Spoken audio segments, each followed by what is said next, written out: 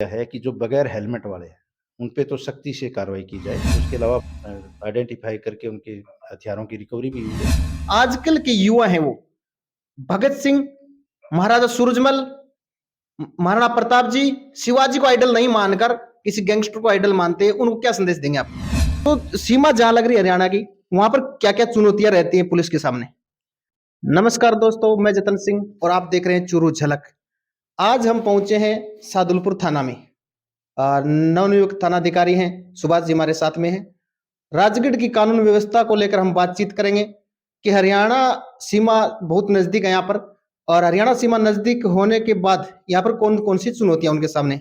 सबसे पहले तो आपको बहुत बहुत शुभकामनाएं यहाँ पर नवनियुक्ति के लिए।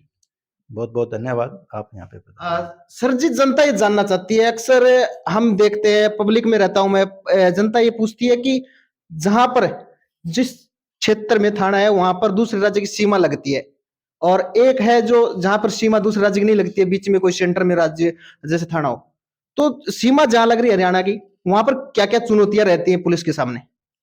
अक्सर ये होता है कि जहाँ पे सीमावर्ती इलाका पड़ता है, वहाँ पे एक-दूसरे की स्टेट में रिश्तेदारियाँ होती हैं।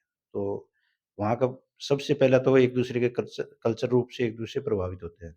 उसके अलावा जब भी कोई अपराध करते हैं, तो दूसरे स्टेट के अपराधी यहाँ आके शेल्टर लेते हैं, या अपने यहाँ से जो कोई अपराध करता है, तो वो उधर जाके अपने रिश्तेदारी या कहीं पे अपने गली दोस्तों में उसके लिए शेल्टर लेना बहुत आसान हो जाता है। इस मामले में थोड़ा राजगढ़ जो क्षेत्र है, वो काफ़ी चुनौतीपूर्ण है, क्योंकि यहाँ से काफ़ी गैंगस्टर वगैरह निकले हैं, जो नेशनल लेवल पे भी उन्होंने काफ़ी क्राइम किए हैं। तो इसलिए यहाँ की चुनौतियाँ कुछ अलग है दूसरे थाना क्षेत्रों से। सुभाष जी, एक आजकल आप देख रहे हो सोशल मीडिया पे, हम भी देखते हैं, आजकल के युवा हैं वो भगत सिंह, महाराजा सूरजमल, महाराणा प्रताप जी, शिवाजी को आइडल नहीं मानकर किसी गैंगस्टर को आइडल मानते हैं, उनको क्या संदेश देंगे आप?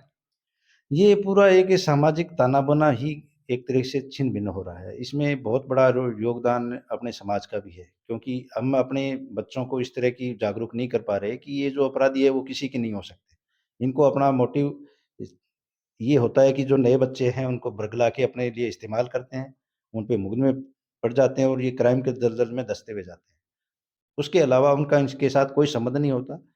ये चीज़ें अपने को पता है कि एक राजस्थानी में कहावत है कि काकड़ा और गुंडा दोनों की एक उम्र होती है।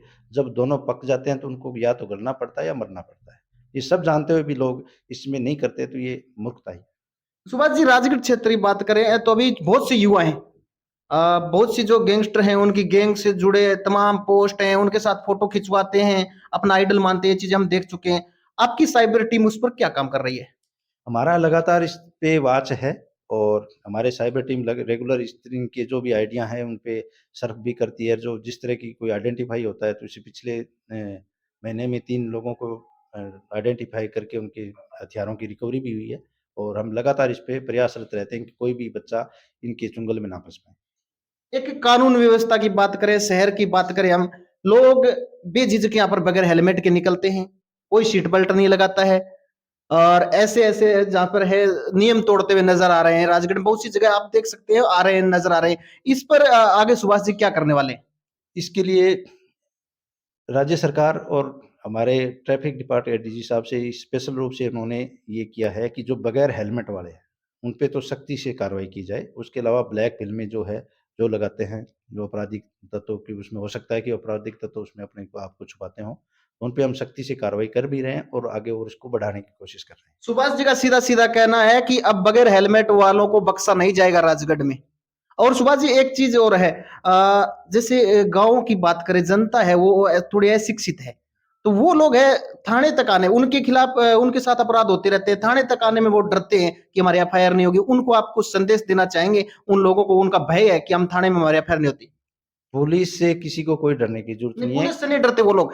वो लोग है ना आपराधिक तत्वों से डरते हैं, और बाद में क्या है, ये बड़े-बड़े राजनीतिक पदों पे लोग बैठे हुए ना, इनकी साठ-गांठ से पुलिस वाले हैं, इनको करवा के हमारा एफआईआर नहीं होने देंगे। ऐसा उनको, उस गरीब जनता को आप क्या संदेश देना चाहेंगे कि वो ऐस कोई भी किसी तरह के बहकावे में ना आए। थाने पे जब भी उपस्थित आएँगे, उनके साथ बिल्कुल प्रॉपर्ली कोऑपरेट होगा, और जो भी उनकी वाजिब शिकायत है उसी टाइम, हमारा तो यही है, राज्य सरकार का है कि जैसे भी कोई परिवादी आपके पास उपस्थित आए उसी वक्त उसकी एफआईआर दर्ज करें, और हम ऐसा उसको 100% उसको लागू कर रहे हैं। आपने हमें कीमती समय निकालकर समय दिया और हम उम्मीद करते और आशा करते हैं कि आपका कार्यकाल है वो राजगढ़ में सबसे बेहतर रहे, इसी की हम कामना करते हैं। जय हिंद, जय भारत।